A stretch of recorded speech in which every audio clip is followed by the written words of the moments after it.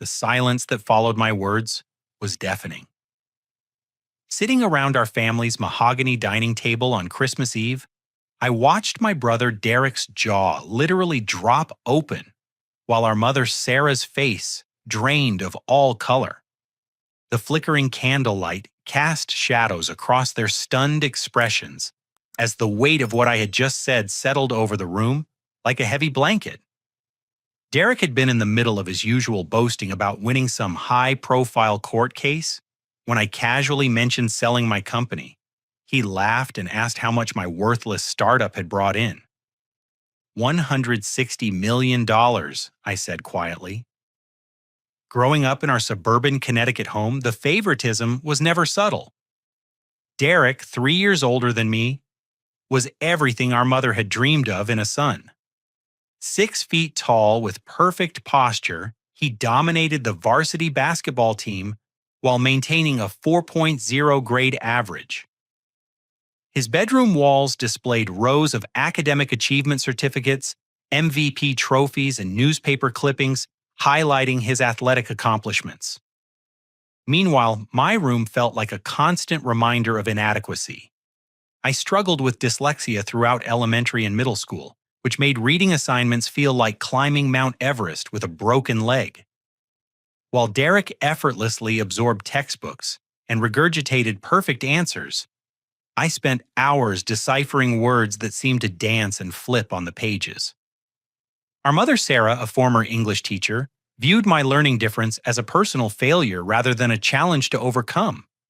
During parent-teacher conferences, she would sit rigidly in the plastic chairs, her lips pressed into a thin line, as teachers explained my need for extra time on tests.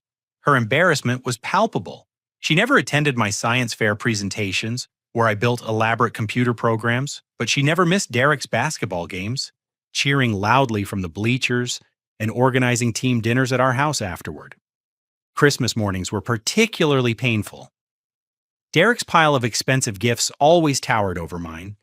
He received the latest gaming consoles, designer clothes, and expensive sports equipment, while I got practical items like socks, school supplies, and generic electronics from discount stores. When relatives asked about our achievements, Sarah would beam while describing Derek's latest honor roll recognition or scholarship offer, then quickly change the subject when attention turned to me. The breaking point came during my senior year of high school when I discovered something that shattered my remaining trust in my family. I'd been accepted to 3 different colleges with partial scholarships for my computer science projects despite my learning challenges. When I excitedly shared the news with extended family at our annual 4th of July barbecue, I overheard my cousin Jennifer asking my mother about my college plans. Sarah's response made my stomach drop. She told Jennifer that I had dropped out of high school and was working at a local computer repair shop instead of pursuing higher education. She painted a picture of a troubled young man who could not handle academic pressure, completely fabricating a narrative that portrayed me as a disappointment, who had given up on his dreams. The lie was so elaborate and convincing that Jennifer looked at me with genuine pity when she saw me later that evening. Standing behind the garage holding a plate of untouched barbecue, I realized that my own mother had been systematically destroying my reputation within our extended family to protect her image as a perfect parent. She could not bear to admit that her learning, disabled son had actually succeeded academically, while her golden child Derek was beginning to show cracks in his perfect facade during his first year of college. Leaving for college felt like escaping from a prison where I had been serving a sentence for crimes I never committed. At the University of Massachusetts, I finally found an environment where my unique way of thinking was valued rather than seen as a defect. Computer science professors appreciated my ability to solve complex programming problems through creative approaches that other students could not conceptualize. My roommate Jake became the brother I never had. A brilliant engineering student from Oregon, he understood technology as fluently as I did and shared my vision for creating software solutions that could revolutionize how businesses operated. We spent countless late nights in our cramped dorm room, drinking energy drinks and brainstorming ideas for applications that could streamline workplace efficiency. During our junior year, we developed a prototype for case management software that could help law firms organize their client files, schedule appointments, and track billing more effectively than existing systems. The program used advanced algorithms to predict case timelines and automatically generate reports that saved lawyers hundreds of hours per month. We knew we'd created something special, but convincing anyone to take us seriously proved incredibly challenging. After graduation, Jake and I moved into his grandmother's garage in Springfield, Massachusetts. The space was barely large enough for 2 desks, a printer, and the secondhand server equipment we had purchased with our combined savings of $3,000. We lived on ramen noodles, peanut butter sandwiches, and whatever free food we could find at networking events and tech meetups. Our first 6 months were brutal. We maxed out 4 different credit cards, trying to keep our server running and our phones connected. I worked nights at a 24-hour diner to pay for basic living expenses while spending days cold calling law firms and trying to schedule product demonstrations. Most lawyers hung up immediately when they realized we were college graduates selling software from a garage rather than representatives from established companies. Family dinners during this period were exercises in public humiliation. Derek had landed a prestigious position at a Boston law firm immediately after graduating from law school, and our mother never missed an opportunity to contrast his success with my apparent failure. She would ask pointed questions about my living situation, employment status, and financial stability in front of relatives and family friends, clearly hoping to highlight the difference between her successful son and her disappointing one. During Thanksgiving dinner that first year after college, Derek brought his new girlfriend Amanda, a fellow lawyer who drove a luxury sedan and wore designer clothes that cost more than my monthly income. As Derek described his recent promotion and salary increase, our mother beamed with pride and asked detailed questions about his career trajectory and future plans. When the conversation eventually turned to me, I tried explaining our software development project and the potential we saw in the legal technology market. Derek interrupted with condescending laughter, asking why any serious law firm would trust critical business operations to a program created by 2 guys working out of a garage. His girlfriend nodded in agreement, clearly viewing me as the family disappointment who refused to get a real job. The humiliation reached its peak when our mother suggested that I consider applying for entry-level positions at established companies instead of pursuing what she called my hobby project. She recommended that Derek help me find openings in the mailroom or filing department at his firm, since my computer skills might be useful for basic data entry tasks. That night, lying on an air mattress in Jake's grandmother's basement, I made a promise to myself that I would prove them wrong regardless of how long it took or how much sacrifice was required. Their dismissal and mockery became the fuel that drove me to work 18-hour days and pursue every possible opportunity to grow our business. The breakthrough came 8 months later when Jake's persistence finally earned us a meeting with a small law firm in Worcester. The managing partner, Robert Chen, was frustrated with his current case management system and willing to try our software on a trial basis. We offered to implement our program for free for 3 months in exchange for detailed feedback and a written testimonial if he was satisfied with the results. Within 6 weeks, the firm's efficiency had improved so dramatically that Robert offered to pay us $5,000 per month for continued access to our software. More importantly, he introduced us to 3 other firms that were experiencing similar frustrations with their existing systems. By the end of our second year in business, we had 12 clients and monthly revenue of $60,000. The irony was not lost on me when Derek's firm contacted us about upgrading their case management system. They had heard about our software through professional networks and wanted to schedule a demonstration. Derek had no idea that the company revolutionizing his workplace efficiency was the same garage startup he had mocked at family dinners. By our 3rd year in operation, Jake and I had moved our company into a proper office space in downtown Springfield. We employed 15 full-time developers, 3 sales representatives, and 2 customer service specialists. Our client base had grown to include 47 law firms across New England, and we were generating monthly revenue exceeding $200,000. Despite our rapid growth and increasing recognition within the legal technology industry, I made a deliberate decision to keep my success private from my family. The pain of their constant dismissal and mockery had created a defensive wall that I was not ready to lower. I wanted to see how far their disrespect would go before I revealed the truth about what I had accomplished. Family gatherings continued to follow the same predictable pattern. Derek would dominate conversations with stories about his latest courtroom victories, salary increases, and professional accolades. Our mother would hang on his every word, asking follow-up questions and sharing updates about his achievements with anyone who would listen.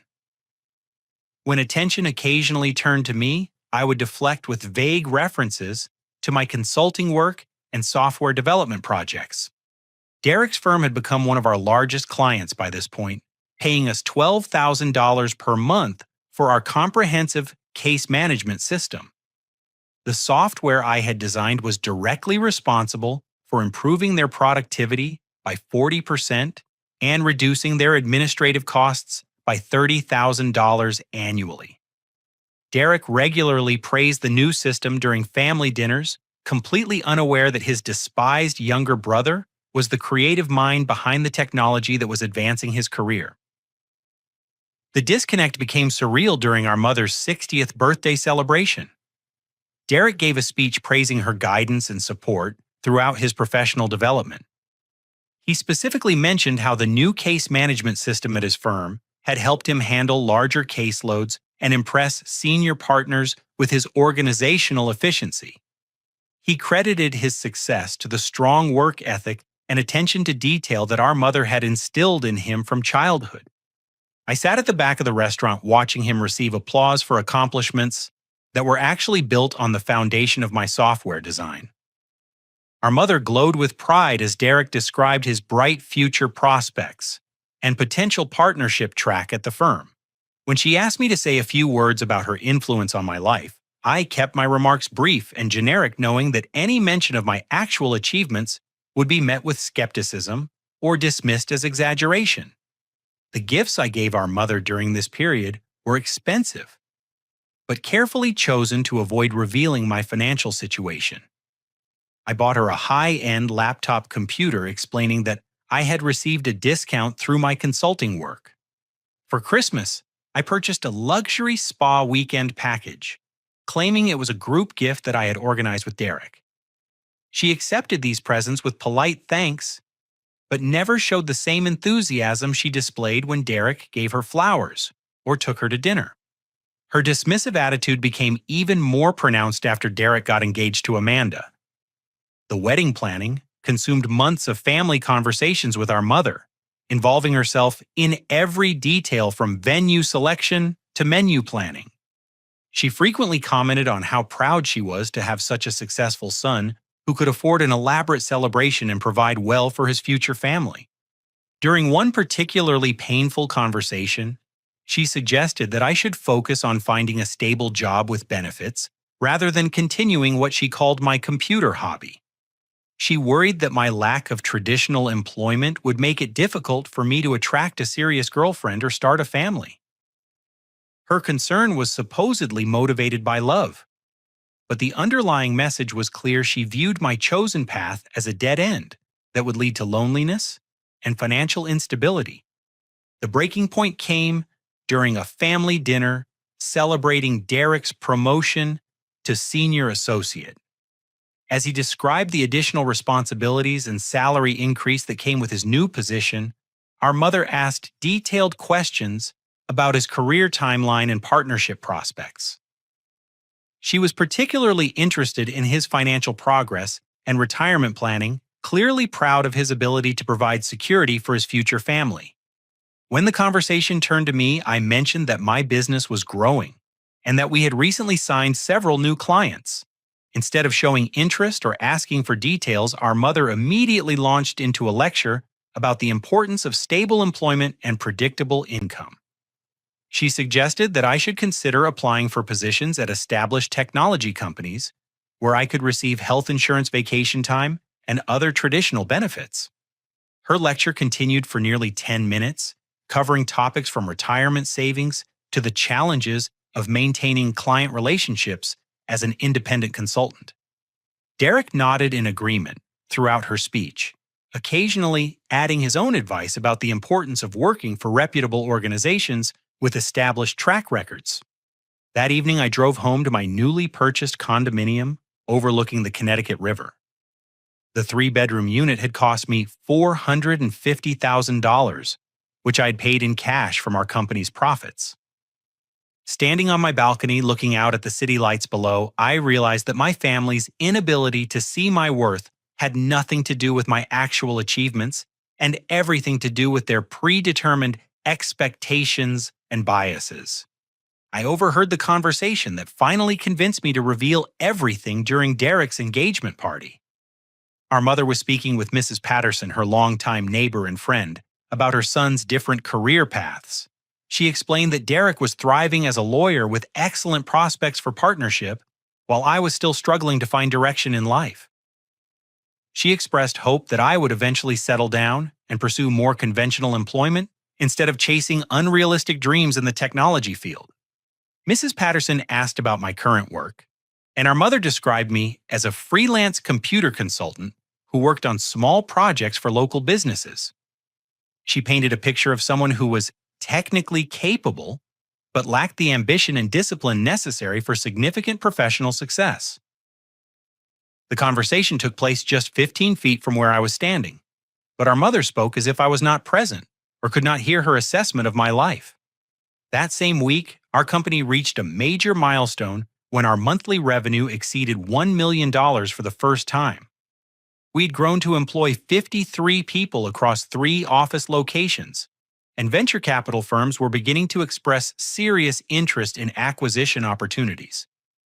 The contrast between my actual success and my family's perception of my failure had become so extreme that I knew the time had come to set the record straight. The acquisition offer came during our 4th year of operation, just as our company was experiencing explosive growth throughout the Northeast legal market. A major technology corporation had been monitoring our progress for 18 months and decided that our case management software represented the future of legal practice efficiency. Their initial proposal was for $85 million, which would have set both Jake and me up financially for the rest of our lives. However, the negotiations stretched over 6 months as we worked through complex details involving employee retention, intellectual property rights, and integration timelines. During this period, I made the difficult decision to distance myself from family events while focusing on what could be the most important business decision of my life. I missed Derek's bachelor party, citing work obligations that I could not reschedule. I skipped our mother's book club anniversary celebration, claiming that I had committed to a client presentation on the same weekend. Each absence was met with disappointed sighs and passive-aggressive comments about my priorities and reliability, but I needed space to think clearly without the constant stress of family judgment. The breaking point came at Derek's engagement party, held at an upscale country club overlooking the Berkshire Mountains. The guest list included partners from his law firm, college friends, and extended family members who had traveled from across the country to celebrate. Derek looked confident and successful in his tailored suit, moving through the crowd like a politician working a campaign event. I arrived late after a crucial conference call with our acquisition team and immediately felt underdressed in my casual business attire. Our mother had clearly spent considerable effort organizing the event, from the elaborate flower arrangements to the professionally catered dinner service. She moved through the party with obvious pride, introducing Derek and Amanda to various guests and sharing stories about their courtship and career successes. When I approached to congratulate Derek, he was in the middle of describing his recent promotion and increased responsibilities to a group of his law firm colleagues. He mentioned how the new case management system at his office had revolutionized their workflow and allowed him to handle much larger caseloads with greater efficiency. Several partners nodded in agreement, praising the technology upgrade that had improved their entire organization's productivity. As Derek continued his explanation, I realized he was essentially giving me a detailed review of my own software without knowing that I had designed every feature he was describing. The irony was overwhelming. My brother was building his professional reputation on the foundation of my creative work, while simultaneously viewing me as a disappointment who lacked direction and ambition. The moment that changed everything came when our mother approached with Amanda's mother, Eleanor, who had driven up from New York for the celebration. Sarah introduced me as her other son, who was still figuring out his career path, explaining that I worked with computers, but had not yet settled into a permanent position with an established company. Eleanor, trying to be polite, asked about my specific work and whether I enjoyed the technology field. Before I could respond, our mother jumped in with an explanation that I did consulting work for small businesses, but was hoping to find full-time employment with a larger organization that could provide better stability and benefits. The conversation continued for several minutes, with our mother essentially presenting me as a well-meaning but unsuccessful young man who had not yet learned how to channel his technical skills into meaningful career advancement. Eleanor nodded sympathetically, clearly viewing me as someone who needed guidance and encouragement, rather than recognition for actual achievements. Amanda joined the conversation at this point, mentioning that Derek's law firm had recently upgraded to an amazing new software system that had transformed their daily operations. She gushed about how impressed the partners were with Derek's ability to master the new technology and use it to improve his case management efficiency. Our mother beamed with pride as Amanda described Derek's technological aptitude and professional growth. Standing there listening to them praise my brother for his skill in using software that I had designed felt like being congratulated for appreciating my own artwork. The absurdity of the situation was compounded by the genuine admiration in their voices and their complete ignorance of the reality they were describing. Later that evening, as the party was winding down, I overheard a conversation between our mother and Derek's former law school roommate that finally convinced me to reveal everything at the next family gathering. They were discussing Derek's bright future prospects and his ability to provide well for Amanda and their eventual children. Our mother mentioned that she wished I could follow Derek's example and pursue a more traditional career path that would lead to financial security and professional respect. She worried that my freelance consulting work would never provide the stability necessary for a successful adult life, and she hoped that Derek's success might inspire me to make better choices about my future. The conversation revealed the depth of her misunderstanding about my actual situation and confirmed that no amount of subtle hints or indirect evidence would change her perception of my capabilities. She had constructed a narrative about my failures that was so deeply embedded in her worldview that only a dramatic revelation could shatter her preconceptions and force her to confront the truth about what I'd accomplished. 2 weeks later, our acquisition deal was finalized for $160 million. Jake and I celebrated with our employees at a restaurant overlooking Boston Harbor, toasting 4 years of incredibly hard work and dedication that had culminated in success beyond our wildest dreams. As I looked around the table at the talented people who had helped build our company from a garage startup into a major player in the legal technology market, I knew that the time had come to share the truth with my family. The months following our acquisition provided the perfect opportunity to observe my family's true nature without the pressure of defending my choices or explaining my work. With the deal completed and my financial future secured, I decided to conduct one final test of their capacity for growth and understanding before revealing the magnitude of what I had accomplished. I began dropping subtle hints about business success during our weekly phone conversations and monthly family dinners.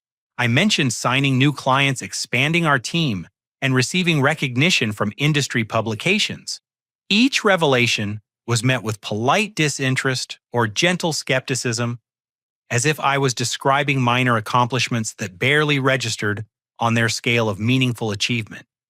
During one particularly telling conversation, I explained that our software had been featured in a national legal technology magazine as one of the year's most innovative products.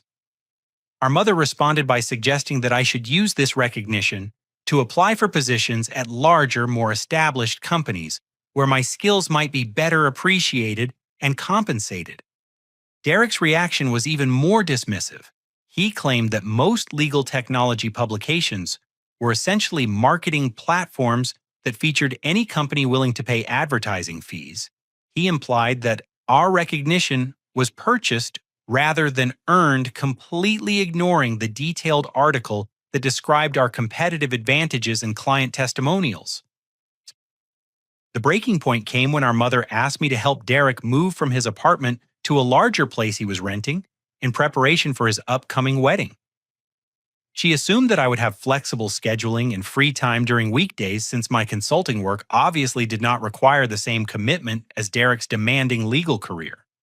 I agreed to help with the move, curious to see Derek's lifestyle and financial situation up close. His new apartment was impressive, a 2-bedroom unit in a luxury complex with granite countertops, hardwood floors, and a private balcony overlooking a golf course. The monthly rent was $4,000, which represented a significant upgrade from his previous housing. While loading boxes into the moving truck, I noticed several financial documents scattered on Derek's desk: credit card statements, student loan payment schedules, and a detailed budget spreadsheet that revealed the reality behind his successful facade.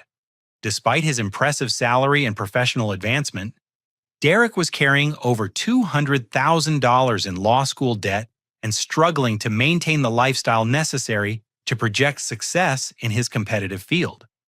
His monthly expenses exceeded his income by nearly $800, forcing him to rely on credit cards and family assistance to cover the difference.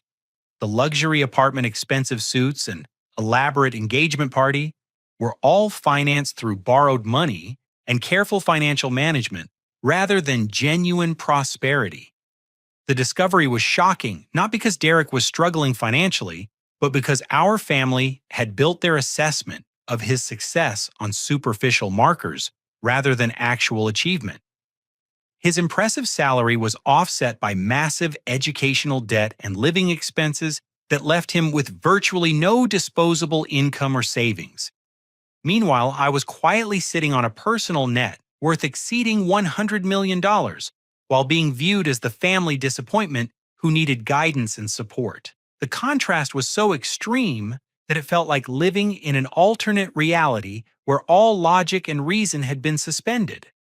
The most devastating revelation came when I discovered documents showing that our mother had been providing Derek with monthly financial assistance of $1,500 to help him maintain his lifestyle while he worked toward partnership at his firm. She was essentially subsidizing his success while criticizing my choices and expressing concern about my financial stability. Even more painful was finding a letter she had written to our aunt describing Derek's bright prospects and my concerning lack of direction. The letter, dated just 3 months earlier, painted a picture of 2 sons heading in opposite directions, one toward partnership at a prestigious law firm, the other toward an uncertain future as a freelance consultant who refused to accept the stability of traditional employment. The letter included specific details about her attempts to guide me toward better decision-making, including suggestions about companies where I should apply and advice about the importance of building a professional network. She described her frustration with my stubbornness and my unwillingness to accept help from Derek, who had offered to introduce me to contacts in the legal field who might need basic technology support. Reading that letter while standing in Derek's apartment surrounded by evidence of his financial struggles and our mother's efforts to support his lifestyle, I realized that their treatment of me was not based on actual circumstances, but on deeply embedded assumptions about worth, success, and family dynamics that had nothing to do with reality. The final test came during a family dinner celebrating Derek's confirmation as a senior associate at his firm. Our mother had prepared his favorite meal and invited our aunt and uncle to share in the celebration. Derek spent the evening describing his increased responsibilities, his growing client base, and his optimistic projections for achieving partnership within the next 5 years. When our uncle asked about my work, I mentioned that our company had recently completed a major project that had received positive feedback from clients and industry reviewers. Instead of showing interest in the details, Derek immediately launched into a lecture about the difference between small consulting projects and meaningful career advancement. He explained that while freelance work might provide temporary income, it could never offer the security, prestige, or long-term growth potential available through traditional employment with established organizations. Our mother nodded in agreement, adding that she hoped I would eventually recognize the wisdom in Derek's advice and pursue opportunities that would lead to genuine professional success. That conversation taking place just weeks after I had become one of the youngest self-made millionaires in Massachusetts convinced me that my family's capacity for understanding and growth was permanently limited by their inability to see beyond their own preconceptions and biases. The time had come to reveal everything and let them confront the reality of what they had missed while focusing exclusively on superficial markers of achievement. Christmas Eve dinner began exactly as I had expected. Our dining room table was set with our mother's finest china and crystal glasses, creating an elegant backdrop for what had become an annual ritual of family hierarchy and selective attention. Derek sat at the head of the table like a conquering hero, his wife Amanda beside him, glowing with the confidence that comes from being married to the family's golden child. Our mother Sarah bustled between the kitchen and dining room, ensuring that every detail of the meal met her exacting standards. She had spent 3 days preparing Derek's favorite dishes: herb-crusted prime rib truffle, mashed potatoes, and roasted vegetables that she had selected from the premium section of the local market. The effort she invested in creating the perfect celebration for Derek stood in stark contrast to the casual attention she paid to my presence at the table. As we settled in for dinner, Derek immediately launched into his latest professional triumph, winning a complex litigation case that had brought significant recognition to his firm. He described the months of preparation, the strategic brilliance of his arguments, and the substantial settlement his client had received. Our mother hung on every word, asking detailed questions about the case and expressing amazement at his legal expertise. Amanda contributed her own stories about Derek's growing reputation among senior partners and the increasing likelihood of his promotion to partner within the next 18 months. She painted a picture of a rising star whose future seemed limitless, whose success reflected not only his own talents, but also the excellent upbringing he had received from our devoted mother. The conversation continued for nearly an hour, covering Derek's recent salary increase, his growing client base, and his plans for expanding their social circle within the legal community. Our mother beamed with pride as they discussed purchasing a larger home in an exclusive neighborhood and their hopes for starting a family within the next few years. When attention finally turned to me, the shift in energy was palpable. The enthusiastic questions and genuine interest that had characterized their discussion of Derek's achievements were replaced by polite but superficial inquiries about my general well-being. Our mother asked about my health, my living situation, and whether I was staying busy with my consulting work. I responded with deliberately vague answers, explaining that business had been good and that I had been working on several interesting projects. I mentioned that our software had been gaining recognition in the legal technology market and that we had recently completed some significant client implementations. Derek's reaction was immediate and predictable. He chuckled dismissively and asked what kind of recognition a small consulting operation could possibly receive in a field dominated by major corporations with million-dollar marketing budgets. He suggested that I might be confusing polite client feedback with genuine industry acclaim, implying that my perspective on our company's success was colored by inexperience and wishful thinking. Our mother joined the conversation with what she clearly viewed as helpful guidance.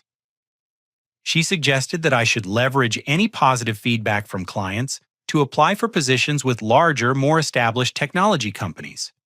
She worried that my freelance work, while temporarily satisfying, could never provide the stability and growth opportunities available through traditional corporate employment. The condescension in their voices was overwhelming. They spoke to me as if I was a naive child who needed protection from his own unrealistic expectations and poor decision-making. Their concern was supposedly motivated by love, but the underlying message was unmistakable. They viewed my chosen path as a dead end that would inevitably lead to disappointment and failure. As Derek began describing his recent Christmas bonus and the vacation to Europe that it would fund, I realized that this conversation represented the perfect opportunity to reveal everything. The contrast between their perception of my situation and the reality of my achievements had reached such an extreme that only complete honesty could bridge the gap. I waited for a natural pause in Derek's description of his firm's holiday party before mentioning casually that I had some news to share about my business. The transition was so smooth that they barely noticed the shift in conversation topic.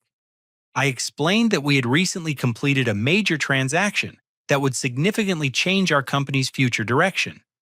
Derek continued eating his prime rib, while asking absent-mindedly what kind of transaction a small consulting firm could possibly complete that would have meaningful implications for future growth. His tone suggested that he was humoring me rather than expressing genuine curiosity about my announcement. When I mentioned that we had sold our company, Derek actually laughed out loud. He set down his fork and looked at me with the same expression he might use when listening to a child describe an imaginary friend. He asked how much money I thought a garage startup could possibly bring in a legitimate business transaction. The moment had finally arrived. 4 years of condescension dismissal and systematic underestimation were about to be exposed for what they truly were. I looked directly at Derek and said quietly that the sale price had been $160 million. The silence that followed was unlike anything I had ever experienced. Derek's jaw dropped open so suddenly that I worried he might choke on his food. Amanda's fork clattered against her plate as her hand went limp with shock. Our mother's face drained of color so completely that she looked like she might faint. For nearly 30 seconds, nobody moved or spoke. The only sound in the room was the gentle ticking of our grandfather clock and the distant hum of the refrigerator in the kitchen. The Christmas tree lights continued to twinkle in the corner, but the festive atmosphere had been completely transformed by the weight of my revelation. Derek was the first to break the silence, stammering out a question about whether I was serious or making some kind of elaborate joke. His voice cracked with disbelief as he asked for clarification about the number I had mentioned. When I confirmed that our company had indeed sold for $160 million, he slumped back in his chair like someone who had just received devastating news. Our mother's reaction was even more dramatic. She gripped the edge of the table with both hands and stared at me with an expression that combined shock, confusion, and something that looked almost like fear. She asked in a whisper whether I was telling the truth, as if speaking too loudly might shatter whatever fragile reality she was trying to construct around my words. The questions that followed came in a confused rush. Derek wanted to know how long our company had been generating significant revenue. Amanda asked about the number of employees we had hired and the scope of our operations.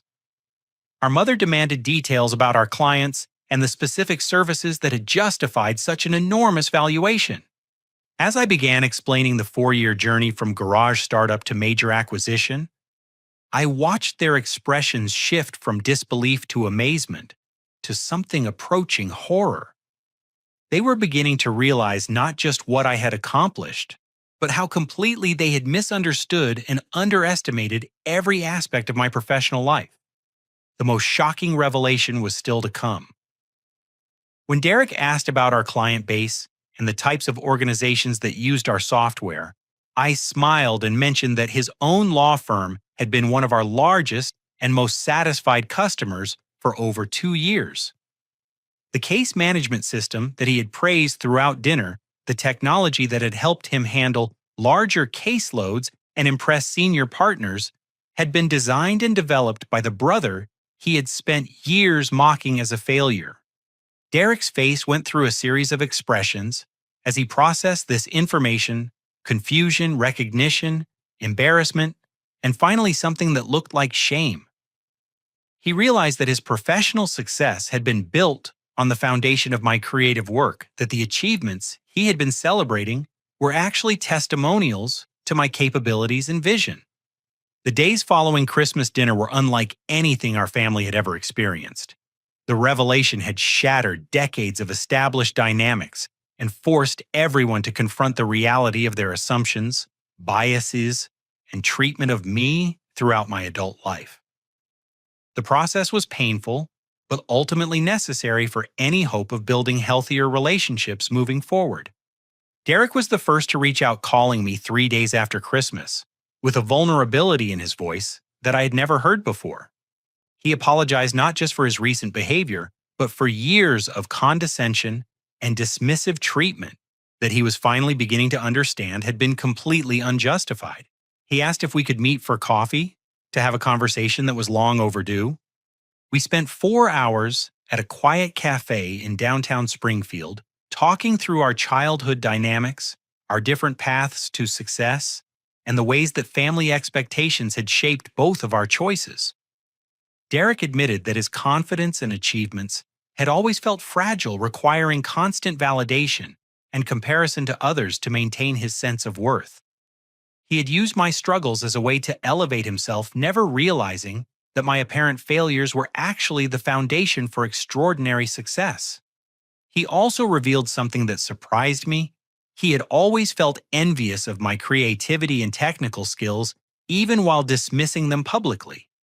He confessed that his choice to pursue law had been motivated partly by a desire to find a field where he could succeed without competing directly with my natural abilities.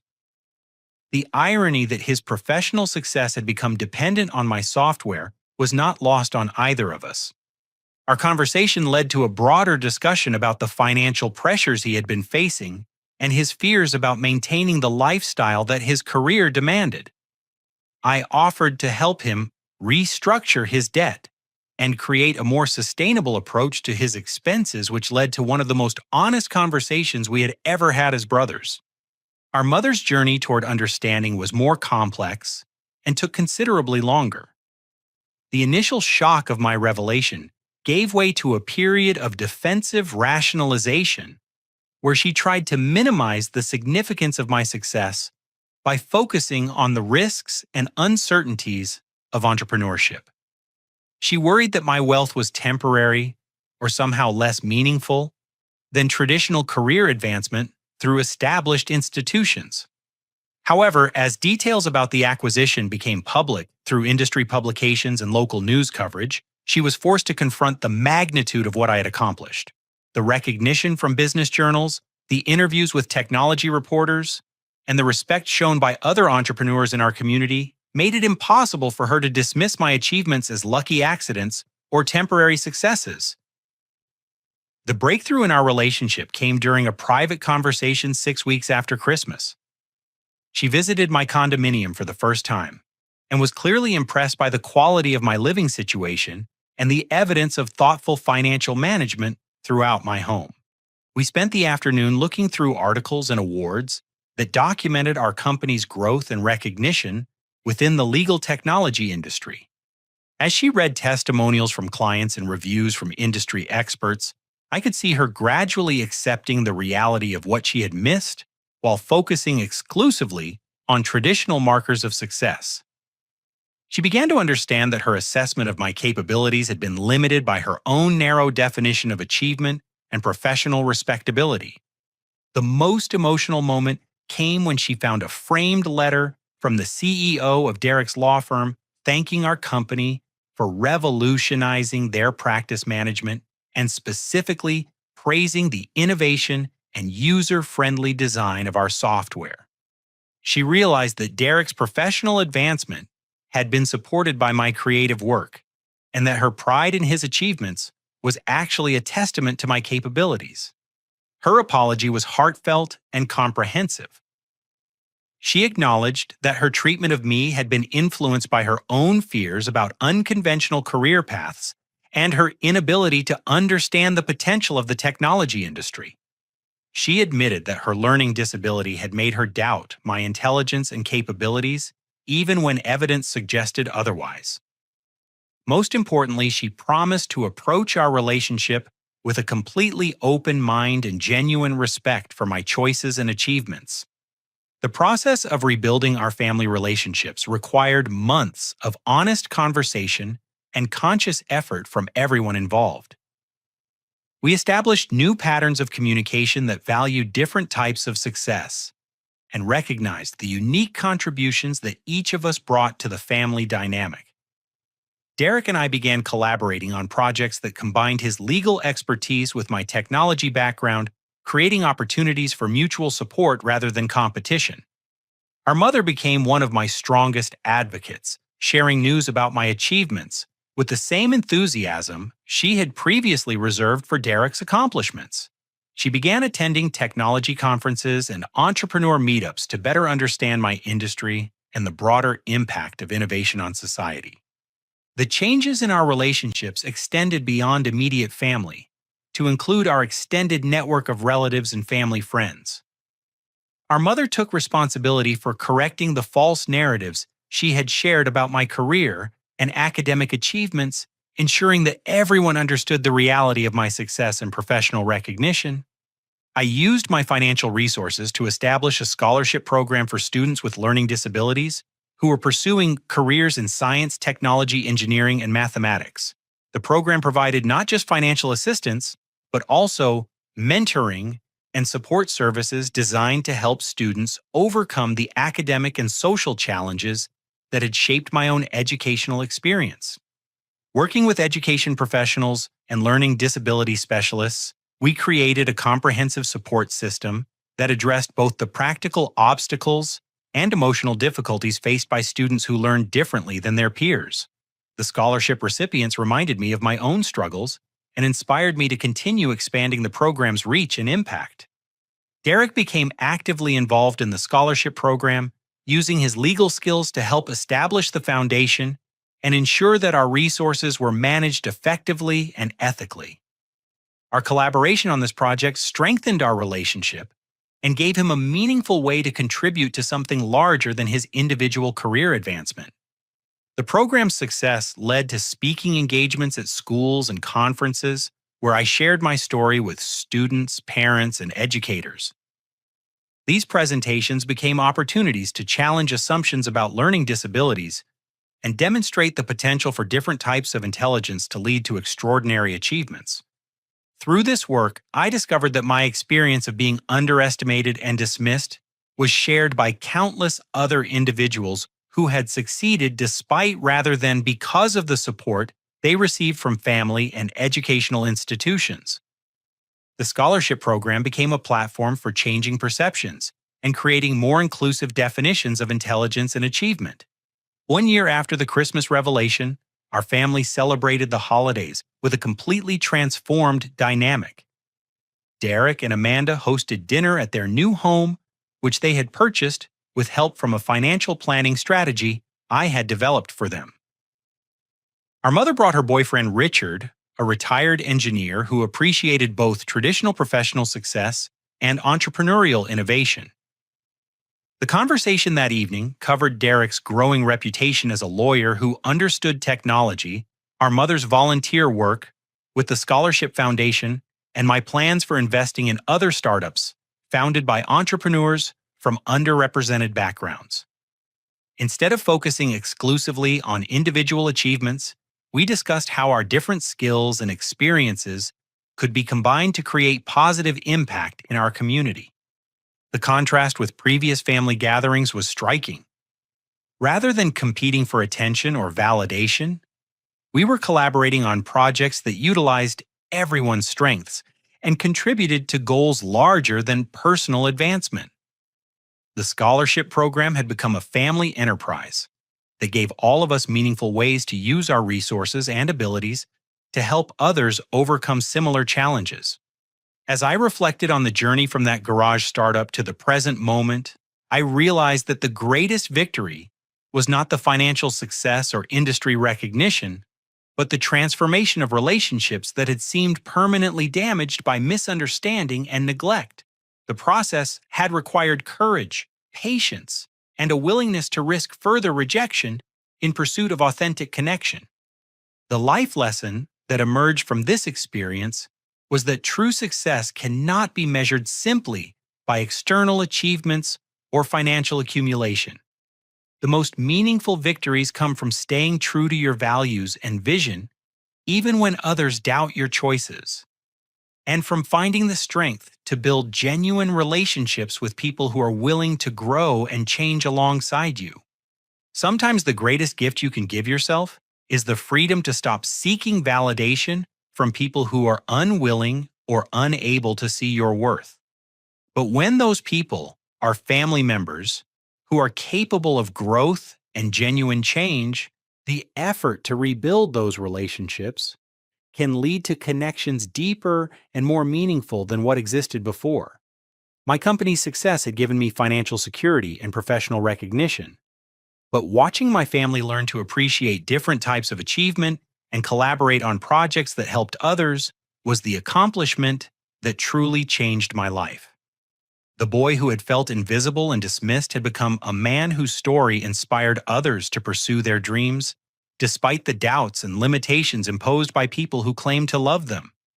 Looking back, I understood that every rejection and dismissal had strengthened my determination to prove not just that they were wrong about my potential, but that their narrow definition of success had prevented them from recognizing the extraordinary possibilities that exist when intelligence, creativity, and persistence are combined with the courage to pursue unconventional paths. The scholarship recipients who visited our family gatherings reminded us all that success comes in many forms, and that the most important achievements are often accomplished by people who refuse to accept other people's limitations as permanent truths about their own capabilities and potential. Have you ever felt underestimated by the people closest to you? How did you handle the challenge of pursuing your dreams while dealing with doubt from family or friends? I would love to hear your stories in the comments below. If this story resonated with you, please like this video and subscribe for more inspiring tales of overcoming adversity and achieving success against the odds. Share this story with someone who needs to be reminded that their worth is not determined by other people's ability to recognize their potential. Thank you for listening, and remember that your greatest achievements often begin in the moments when others believe in you the least.